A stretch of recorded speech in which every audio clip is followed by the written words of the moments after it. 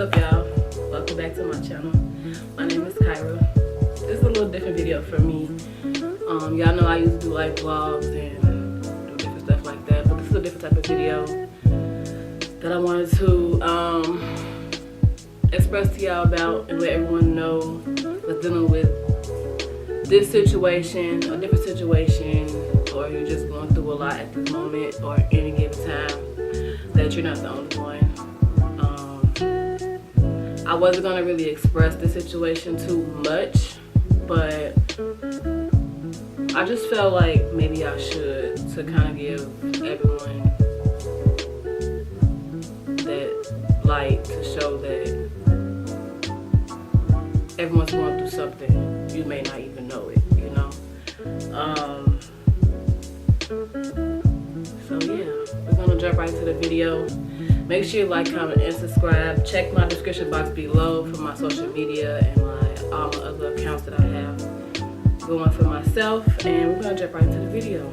You all know that I work at the hospital or whatever, and I was just trying to get new insurance through my job. I've never really had insurance through a job, so I was like, you know, I'm gonna get insurance through a job. I need better insurance anyway, so why not?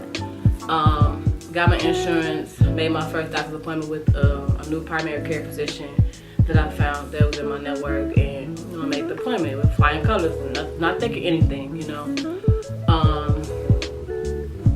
I went for the appointment February 4th to be exact. If you watched my previous vlogs, you know I had stated, like, you know, I'm going to the doctor, they're gonna draw my blood, you know, not thinking nothing other. I'm just going for a physical routine checkup. That's it. I go to the doctor, and you know, she's asking me different questions. You know, what brought you in today? And I'm telling her, like, you know, physical routine checkup, make sure I'm healthy, make sure I'm doing okay, you know, things like that. She's like, okay, we communicate a lot. You know, she told me about herself. So I told her about myself, and you know, she began to do her physical.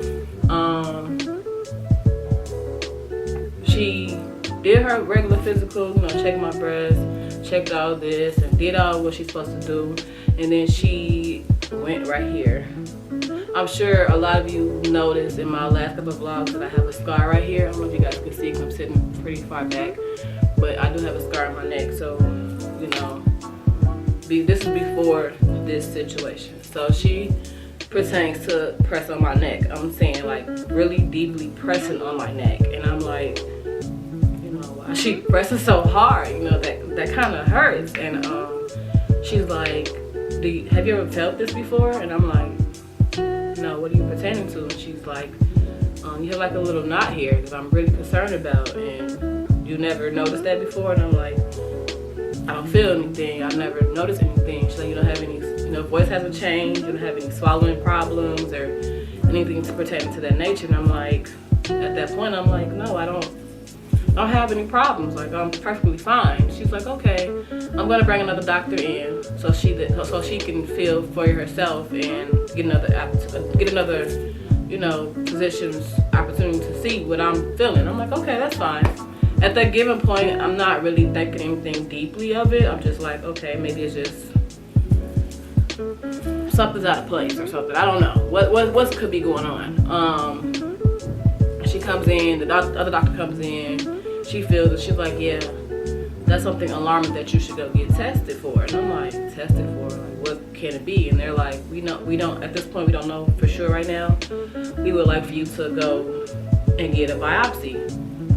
I make the appointment for the biopsy, maybe like the following week for that, of that week prior to me going to the physician. And I go for the biopsy, and the biopsy is just like they put a needle in, and they kind of like take the sample that they need out of the tumor, I guess I should say, so they could be tested for what they think it possibly could be, which was very painful. I'll say that. If you do have to go through that process, it's not as bad, but it's right here on your neck, so you do have to like try not to swallow for the whole time of the test. And you do have to change your clothes into a gown. Not too much. You do have to take your jewelry off. You do have a necklace on, just so they can get to the right area. It does numb. It was numb a little bit afterwards, but it wasn't bad. Like they told me I could take Tylenol, but I didn't need to take Tylenol for it. So the lady's asking me, she's like, do you guys have any thyroid problems in your family? And at the time, I'm like, this is all new. Like, we don't have that in my family. We have like breast cancer. Of course, you guys don't know, but my dad died last year of multiple myeloma, and you know, we have diabetes, we have all other things in our family. We don't have thyroid problems in my family at the time that I thought. So you know, they did the biopsy and I was okay. I went home and I just sat there and I'm thinking, like, what can it possibly be? Like, what is the situation that they think it is? Like, how deep is it? I hope it's nothing. You know, I start thinking bigger and my mind is racing of different things that it possibly could be. You know, when the doctor calls me back to come in and see what the test results were, and I just was like all over the place at the time. So maybe like a couple days go by and the doctor's office calls me back and tells me, you know, you just come in immediately to see the doctor. I was at work at the time, which is really crazy because I was just like, what the heck? Like, now my mind is racing further and faster. My heart's beating so fast. I'm at work, I'm panting, I'm like going through it. I'm like, you know, I have to leave. I just got some bad news, or I don't know what the news could be, but I just don't feel myself right now. I have to leave. So I ended up leaving to go to my mom's, and she soothed me. She's like, you know, we don't know what it is right now. You know, they did say immediately, so the immediately was like a, what can this be? Like, you know, it's an alarm. She's like, doom, doom. Like, my heart's beating so fast, y'all. Like, literally, it was crazy. So, I'm about to start crying. You know,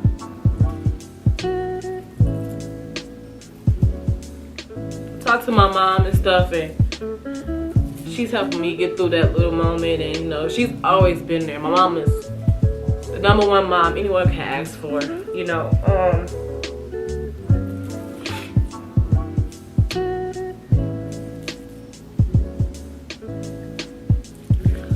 Okay, you know, and she's like telling me, like, you know, don't think nothing too far into it. It could be something different. We don't know what it is. We'll find out tomorrow. I'll go with you, you know, so if you want me to, you know, we'll do this together. We're in this together. So I'm like, okay, cool. I'll feel better about myself. I think we just kind of like let the day go by, and I'm just like in my feelings. I don't really know what to expect when I go to the doctor the next day, and it's just like, what can this be? Like, you know, I'm 30 years old. What can this be? I'm starting to try to start a family, you know. We're working towards things. I'm traveling. I have to start a business. I'm about to go to school. Like, I'm doing good with myself, you know. What can this possibly be? Like, I don't want nothing, health problems. Like, no one wants to deal with that, you know. So we go to the doctor the next day, and she takes my blood pressure. I think I remember my blood pressure was like 180 over like 102 or something, like very, very high. I didn't know what to expect. And she's like, are you very nervous right now? I'm like, very. Like, I don't know what to expect from you. I don't know what you're gonna say to me. I don't know what you're gonna tell me. And you know, I'm just anxious right now. I wanna know what's going on with myself. And she's like, well, you know, I could just tell by her demeanor and the way she was just talking and looking at me that it was something like that she knew I was gonna like be sad about, or I was gonna like flip out, you know. And she's like, you know, I'm here for you, and you know, giving me this pep talk of, you know, it's a lot of people out here that's going through this. You're not the only one type of talk. You know, I know this is your first time seeing me and coming to me, and I hate that this situation is gonna be occurring for you, but I want you to know that you're not the only one. And I just look at my mom and I'm like, what the heck is she talking about? Like, I gave my mom that look like, what is this? Like, just spill the tea. Like, you know, just tell me what it is so that I can get on with my day, you know? And she's like, do you want me to tell you the good news, or you want to tell me the bad news? And I'm like, I've always wanted to know the bad news first so that the good news will outtake the bad. So I said, well, give me the bad news first. And she's like, well, it came back positive for papillary thyroid cancer. And at that time, when she said the word cancer, I just flipped, like crying, panting. I'm like, y'all, I'm like, it's to the point where like she could have told me that someone in my family passed away, and that's how I reacted. Like I just heard the word cancer in my head, and it just, I just cried like for like about 10 minutes, you know. And my mom got up and she hugged me, and I'm telling the doctor, I'm like, you know, I'm only 30 years old. I haven't even had kids yet. You know, I'm just not starting my life, like really getting into my life. I'm traveling. Like, I don't want this for myself. Like, how did this come about? Like, you know, what is it? But at this time, I'm still crying, you know. I'm still in my feelings about it. And she's like, you know, you're not the only one. Let me just school you out on what papillary thyroid cancer is. So papillary thyroid cancer is a cancer of the thyroid, the butterfly-shaped gland at the base of the neck. The cause of thyroid cancer is poorly understood, but may involve a combination of genetic and environmental factors. It is very treatable, requires medical diagnosis, lab test imaging is always required for this type of cancer. Some people have no symptoms, others may notice a lump in their neck, or some may have no symptoms at all. The treatment depends on the stage, which treatments are usually successful, include surgery, hormone therapy, radioactive iodine, radiation, and in some cases, chemotherapy. So she gave me the school of, you know, what my case was. She said it's very, very small. It's about the size of about like a rice grain. So that's what she had told me. That was the good news. She said the good news is we're gonna refer you to an endocrinologist, and as well as a surgeon. And all my life I've never had like a deep surgery. Like I never had any broken bones. Like I've had stitches before, like, but that was about it. Like nothing to where I have to have surgery and, you know, whatever the case may be. But it's still, as I'm leaving the doctor's office and leaving the place, my mind is just set on like, wow, like my life is like over. Like this can't be me at 30 years old, you know.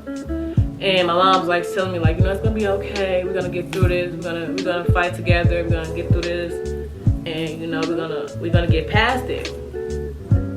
And I just was sitting there like, no, like I don't want this. Like I wasn't happy. I didn't like the situation. I didn't like the words I had just heard, and I just was like, I'm not doing anything else. I'm not gonna, you know, what am I supposed to do? And then my mom's like, you live on, you live life, you live through it. You know, you're gonna get through this. You're young, you're gonna get through this. You know, don't think the bad, don't think this, don't think that, and don't worry about this. Like, don't worry about that. And in my head, I'm just like, all the worries that I'm thinking about is still in my head. It's chanting in my head, like, wow, you know, this, that, and it was like, this can't be it. And maybe a couple days go by, and I just kind of like swallowed the pill of like, you have papillary thyroid cancer. You know, you're gonna get through this. I got stronger within myself. I had to figure out a way to get stronger within myself, not from hearing it from my mom. And you know, I did tell my aunt. We got kind of close because she has breast cancer, so it was like kind of like a sentimental moment that me and her kind of like transpired within that situation. She was like, you know, she was praying for me. She was letting me know like it's gonna be okay. Whatever you have to do, we're gonna get through it and stuff like that. So talking to my aunt kind of like really helped me in a way, and she kind of like told me like, you know, maybe find some groups out there, Facebook groups. They always have groups out there that you can, you know, look into, see what other people are going through, people are saying about it, and you do your own research. So I ended up doing my own research, and I kind of felt okay about it. You know, I was doing okay. So let me see. Going on, so I went to go see my endocrinologist. And she's a very, very great doctor. I love my Dr. Paula. If you're in the Chicago suburb areas, I go to the Advocate Community Hospitals. So she's very, very good at what she does. So she sat down with me and she told me, you know, it's very, very small. And she was very, very surprised that the doctor was able to even find it. Like, she's like, it's this small. Did you have any symptoms? I said, I had no symptoms. I had nothing. I went there for a routine checkup. I had no symptoms at all. Like, nothing changed within my body. Only thing that I can say was the weight gain. When you have a hypothyroid problem, that's what I have, you gain a lot of weight. And you don't even really, you notice that you gain the weight, but you think it's just because, you know, you're eating, you're in a happy life, you know. And I've always been the heavier set girl. So with the weight gain, I didn't really notice it. But now looking back, now I notice it, you know. So she's like, you didn't have no symptoms at all. I'm like, nothing at all has transpired for me to even figure out that this could be going on. And she's like, okay, well, you know, she flew me on the thyroid stuff and the action that I have to take next and the actions after that and what I'm gonna be on after the surgery. And, you know, she recommends that I go see a surgeon and, you know, go from there. And at that point, you all, I'm not gonna lie, I was like head over heels with myself. I became to talking to myself, talking with God and saying, you know, I'm gonna love my body. I'm gonna love what you gave to me. I'm gonna love that I'm still here. I'm gonna love that, you know, you keep me seeing another day every day, seeing my friends and family, you know, living my life. I'm grateful for what I have. So I'm gonna appreciate that more often, you know. If you know me deeply, you know that you would never see me wear an outfit like this. Like, I hate my arms, you know. I always just say I hate my body, but now I'm looking at it like, I'm gonna do something for myself. I'm gonna start working out. I'm gonna get into that motion that I was in before and just start taking care of my body. Like, you know, I was taking care of my body all this time, and I don't think it's something that I did, but I'm just gonna look at my body as like, this is you. This is what you have to do for yourself, you know, to keep yourself healthy. So I started journaling and everything like that, like everything. Started talking to God, praying every day, every night, you know, doing what I'm supposed to be doing, because he could have gave me something worse, you know. It could be a lot worse. So anyway, I make the surgeon appointment and I go, I think I go in January, March, April. I think I go in April, and we go see him, and he does his own, he does a ultrasound of my neck, and he's like, yeah, it's right there. Did you have any symptoms? No. What made you go to the doctor? A routine checkup. You had no symptoms at all. I'm like, no symptoms at all. He's like, you know, you're not the only one. I want to tell you that. He's like, you're probably my 1,000th surgery I've done in my whole point of being a doctor. And I'm like, wow. He said, younger than you, babies, older than you, 16-year-olds, 17-year-olds, all ages I have done with this surgery, and they're okay. You're gonna be okay. You know, and hearing that from him, I just was like, a relief off my shoulders, like, oh my God, like, you know, wow, like, it's like it started to come to life. Like, all those bad dreams and hopes that I had for myself that I just thought was never gonna happen, I'm still gonna be able to do that, you know. And I just was like relieved. It was like a relief off the back of my shoulders. And he said it's very, very small. Like, y'all, he's like, I can tell because this is what I do. But you and everyone else around you would never know what it is or where it's at, you know. He was very surprised that my doctor was able to find it. He's like, wow, like, you know, that's crazy. I'm like, yeah, it's very crazy. Like, my life just flipped. Like, it's just like I was boom, boom, boom, traveling, doing all this, and now it's like, here we go with this problem. Let's deal with this. And, you know, it was very different for me. And he goes to say, he's like, well, my next availability for surgery is May 5th. And I sit back and I'm like, oh, God, is this like a light from an angel above? Like, what's going on?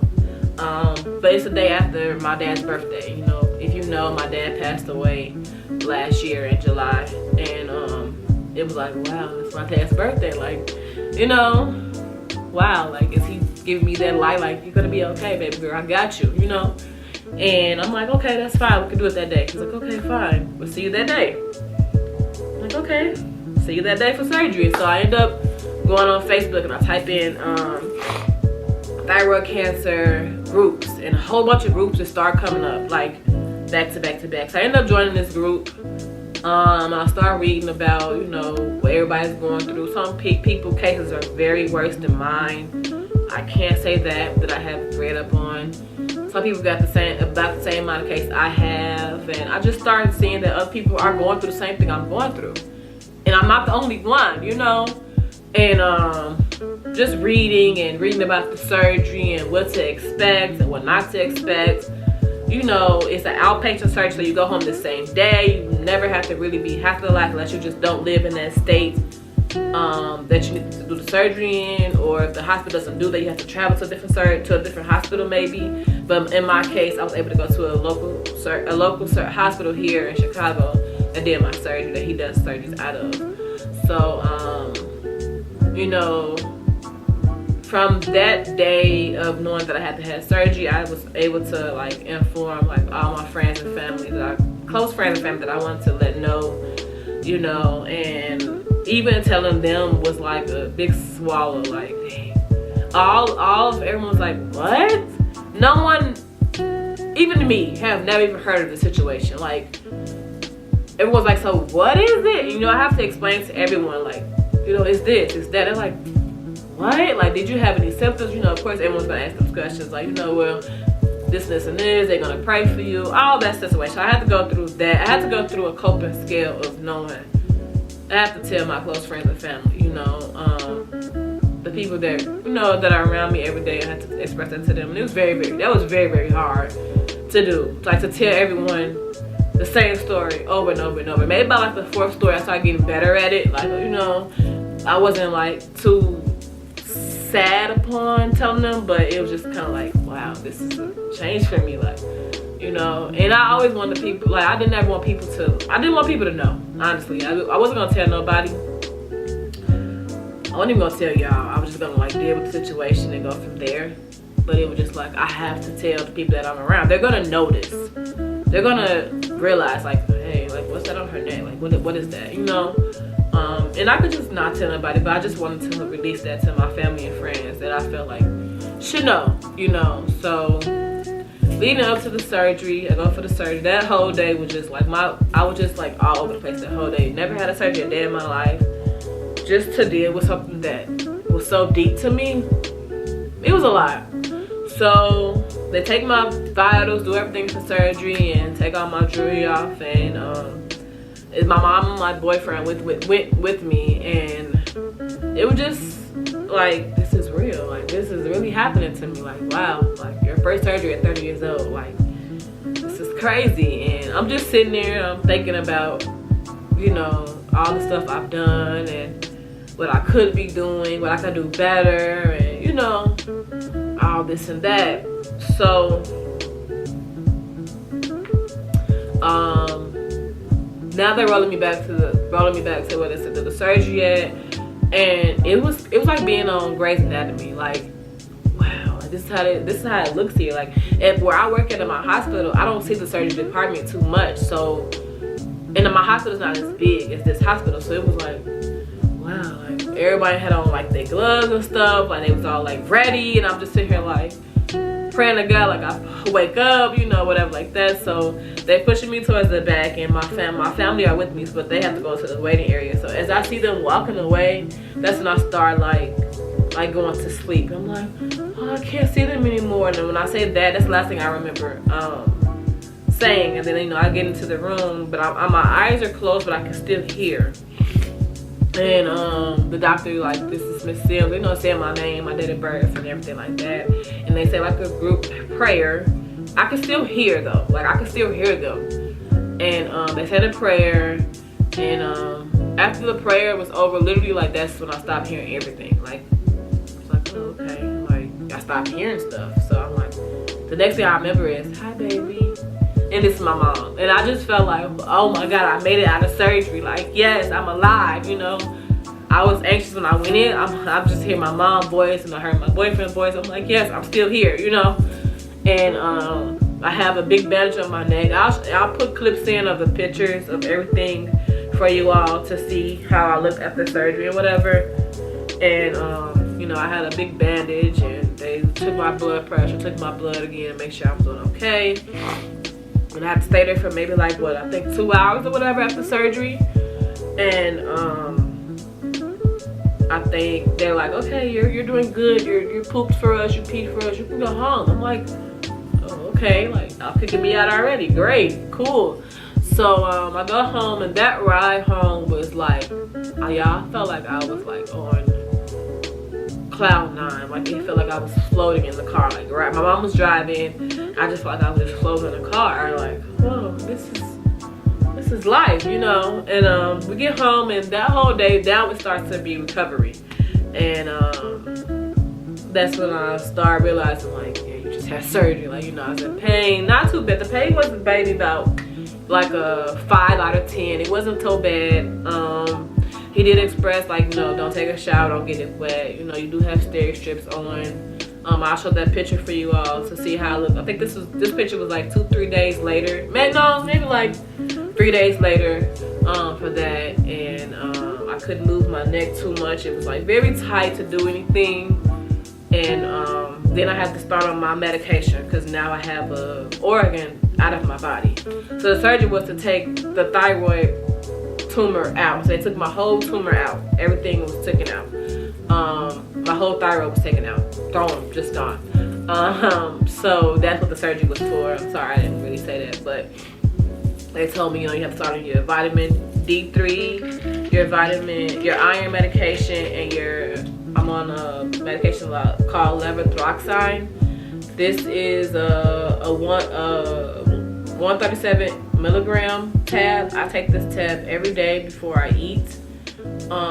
And then I have to get my blood drawn every 10 weeks from starting a new dose, just to make sure that this medication is working for me. So this is levothyroxine, like I said, 137 milligrams that I take every day. And then I take a D3 to 50 milligram pill I have to take every day. This is for my I'm low on vitamin D at the time, I think, D3 at the time, so I have to take this every day. And then as well, I have to take an iron medication because I have a low iron deficiency. I've always had low iron deficiency. That's when you're always cold. So yeah, I have low iron. Didn't really know it was that big, but it is. So these are only the 3 pills I have to take every day.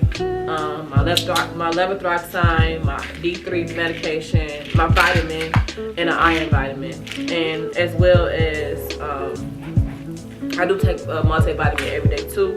And then I got this little cute little pill bottle little thing. I got this from Walgreens. I just put my pills in so I can have them, you know, every day. I just try to fill these up. I take one day out the week and fill them back up when it gets empty. So I have all these pills in this little compartment here that I just take with me, or sometimes I keep it at home. So that's really about it for the pill part. And then, you know, I just really start like getting better. Like, you know, the 5th day comes and he's like, you know, don't drive, you're off for 2 weeks, you know, whatever the case may be. Don't drive for the next 2 weeks, you know, come follow up with me in about 10 days and we'll go from there.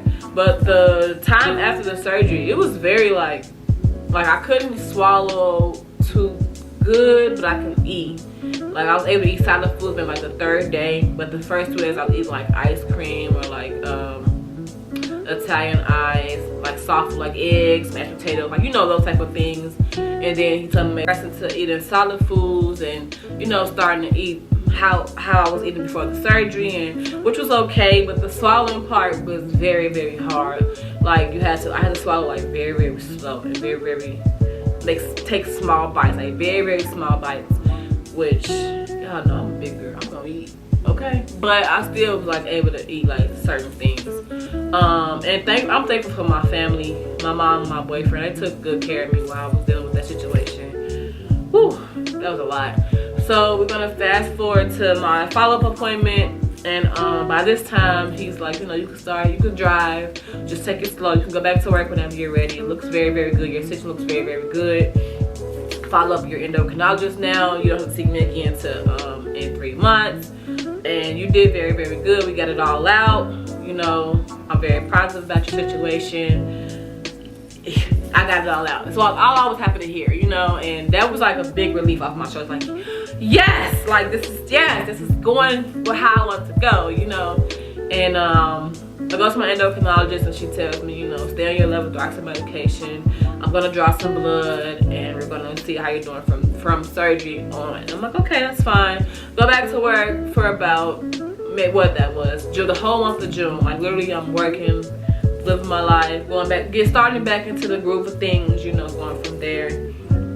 And she calls me and she tells me, you know, your case is doing good. You don't have to do any other treatment from right now, from now to then. I'm like, what? She's like, yeah, no other treatment for you right now. Just continue with your levothyroxine medication, your D3 vitamin, your iron pill, and you'll be okay. I'll see you in about 2-3 weeks. Okay, that's fine. So she ended up calling me back maybe like a week, maybe like a month later. And she tells me, you know, we looked over your case with the Cancer Association and we think it's best that you do a radioactive iodine treatment. And at that moment, I'm thinking in my head, like, why? Like, I thought everything was going okay. And she's like, well, your case is not as high, but to make sure that they did get all of the tumor out during the surgery, we would like you to do the radioactive iodine treatment, you know, whatever the case may be. And I just instantly think, like, okay, what are the odds? Like, what worse can this get? I don't want anything else to get worse. And to let you guys know what radioactive iodine is. Radioactive iodine is iodine 131. It is in a pill form. Some people take a dose of very, very high or very, very low. My dose was 75 NCI, something, whatever they call it. Iodine, it's in a pill form. Very, very, I don't want to say contagious, but like you could be exposed to it. So I have to do like a low iodine diet. Very, very different. Basically, I couldn't have any salt. I couldn't eat any processed food, no outtake food. I had to cook for myself because I couldn't have any salty food, which was the worst. I couldn't have bread. I couldn't have eggs. I only eat egg whites. What else was it? No seafood at all. And y'all know I love me some seafood. I couldn't eat any seafood. What was the other stuff? If you ever look up a low iodine diet, you'll pull up what all you can't have, and I'll put it on the screen too for y'all to see like what you can eat and cannot eat. And yeah, that was very hard, but I only had to do that for like 7 days prior to the low iodine treatment. So I went for the low iodine treatment. I had to do like 2 thyroid shots before that.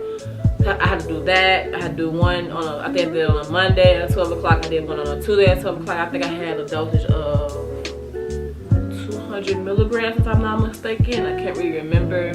And then after that I had to take my labs, which was make sure I wasn't pregnant, make sure my lab is perfectly fine for that iodine treatment I had to do. And then I had to do my glow day. They call it a glow day. You don't really glow, but you do glow. Like you inside of your body is like very like yellow.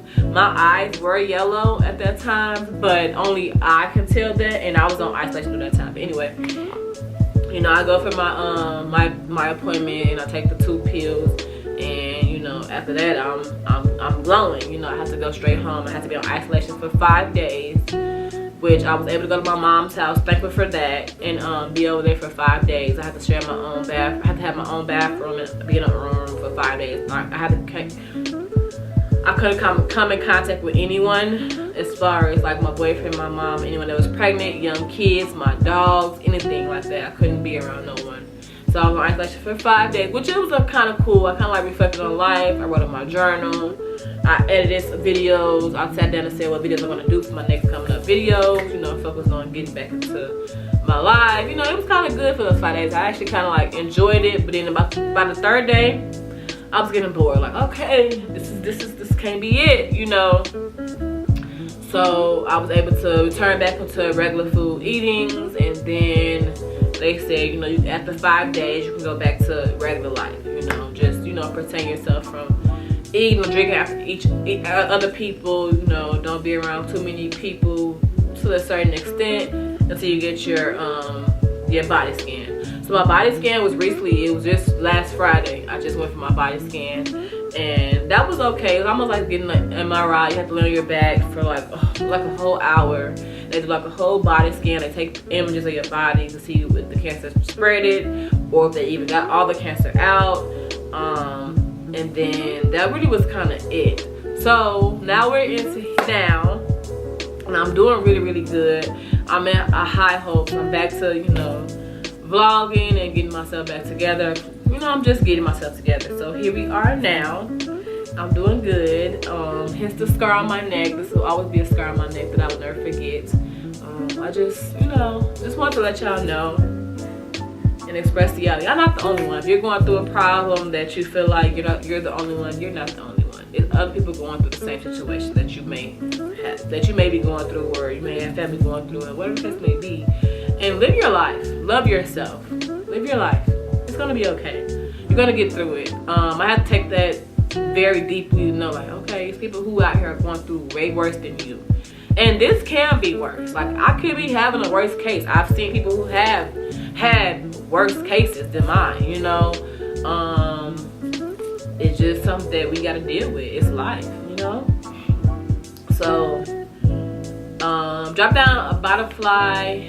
Drop down a butterfly. It's the blue emoji butterfly. Drop down in the comments for me, y'all. Let me know y'all really enjoyed this video. You know, that's one of the things that represents thyroid cancer. Make sure y'all like, comment, and subscribe. I know this is a different type of video. It might have touched some people's hearts. I just want to let y'all know that this is what I'm going through. This is what I was hiding for what 7 months, since February of this year, 2022.